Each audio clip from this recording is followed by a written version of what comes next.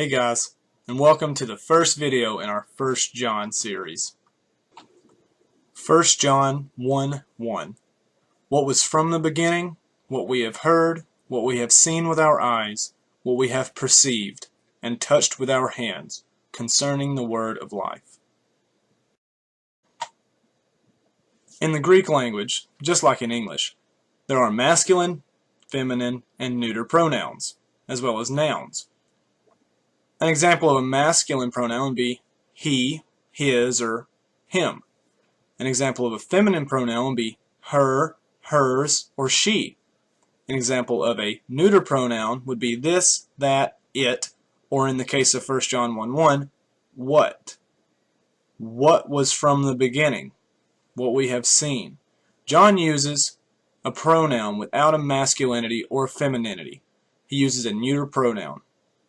The reason he does this is because John is not addressing the personhood of Christ, the personhood of Yeshua the Messiah. He is addressing everything about him, all of the wonders that he did, all of his ministry, all of his actions, his signs, his healings, his miracles, everything. Everything about him, his Christology. And that's what John is going to address in this entire letter. The whole idea here is that there is a false Christology being taught in the congregation. John opens up this prologue with the neuter pronouns to show I'm not talking just about him, not his humanity, not just his personhood. I'm talking about everything about him. Now this eternal life was from the beginning. This echoes John's gospel prologue, which says, in the beginning was the Word was with God, the Word was God. It completely echoes it with this phrase, en arche or ap arche, in the beginning, from the beginning. The cool thing about it is, though, that the verb, translated as was in our English translations, is in the imperfect tense in the Greek, which means it's a past tense action of being, to be, but it has no time frame in it. Like, time is not acknowledged in this tense. Forever was and forever will be. There's no beginning nor end to this verb. So he was forever was. He will always be. So he was forever from the beginning, in the beginning, just like in the prologue, with the Father. Okay? And he became the Word of life. In verse 2 it says, the life was made manifest, and we have seen it and testified to it, and we proclaim to you the eternal life, which was with the Father and was made manifest to us. Now this isn't talking about the eternal life we've been granted after we have faith in our Messiah. No, this is the eternal life that was in the beginning with the Father, which was with the Father in the beginning. This also goes back to the prologue of the gospel. It says because he was with the Father. In the beginning was the Word was with God, and the Word was God. So he was with God. Again, the verb ein is used when there's no beginning nor end to this. He always was with the Father. This life was made manifest to us. This is John uses an extremely well way to say that he was a pre-existed being. A lot of people today will argue that Yeshua didn't pre-exist. That it's a terrible, terrible argument for these people because they don't understand Greek syntax and morphology and John's writing here.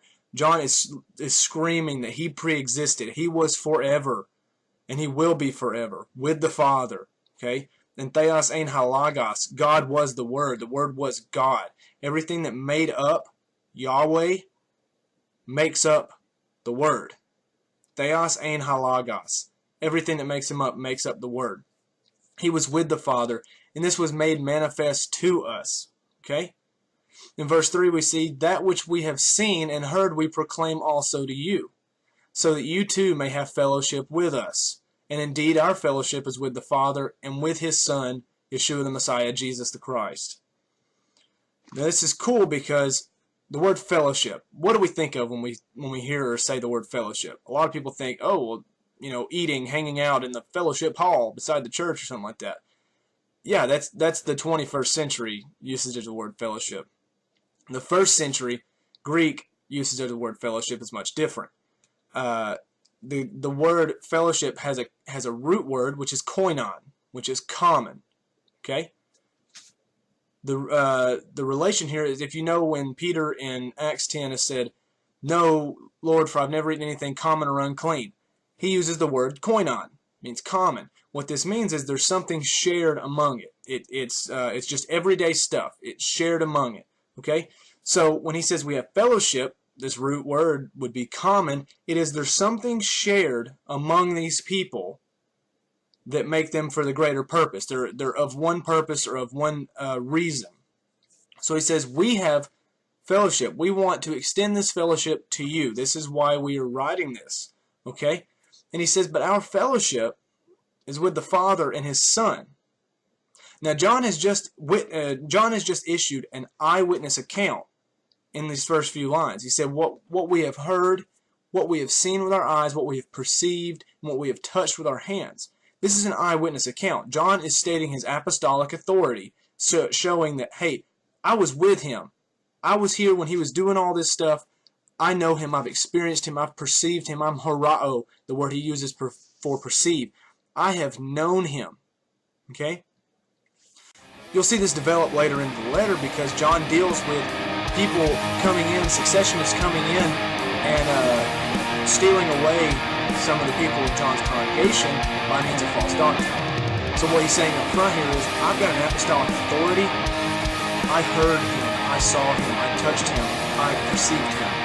Listen to my words and the words of these other apostles. Don't listen to these other words that these false teachers are bringing in. So he wants to extend the fellowship which he has with the apostles and the believers in Yeshua to the people in his congregation who might or might not be being drawn away by these wolves in sheep's clothing, coming in and preaching the false doctrine, false Christology, as we'll see we'll get into later on in the letter. But there's a little scariness here with it too, because it indicates, though, that if you don't have fellowship with us, you won't have fellowship with the Father or His Son, because we have fellowship with the Father, and we have fellowship with His Son, Yeshua the Messiah, Jesus the Christ. Therefore, if you don't have fellowship with us, you're not going to have fellowship with them. So John's writing this to correct bad doctrine. In verse 4, we'll see as he wraps up the intro, and we are writing these things so that our joy may be made complete. Now, do you believe that John and the other apostles and whoever's surviving at this time, this like we said in the intro, the composition of this letter is pretty late back, towards the very end of the first century. Our joy may be made complete, regardless of who that is. It's John and his contemporaries and whoever's around him, whoever's with him in his ministry at this point. But he's writing this stuff because he knows that the truth can be what? Set you free.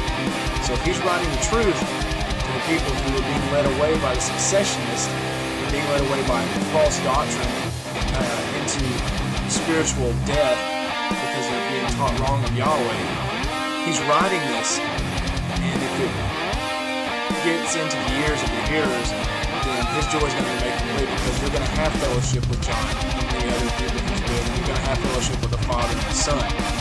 So the whole intro here is a beautiful piece that John asserts the deity of Christ immediately, what was from the beginning, what we've heard, what we've seen, what we've touched. And he's showing that this is what we want you to have fellowship with. We want you to be a part of this. We don't want you to be a part of just the personhood of Yeshua. We want you to be a part of the Evangelion, the gospel message, the good news, everything there is about Him, all of His healing, His miracles, His wonders, His love, His light, His righteousness, His sacrifice, everything.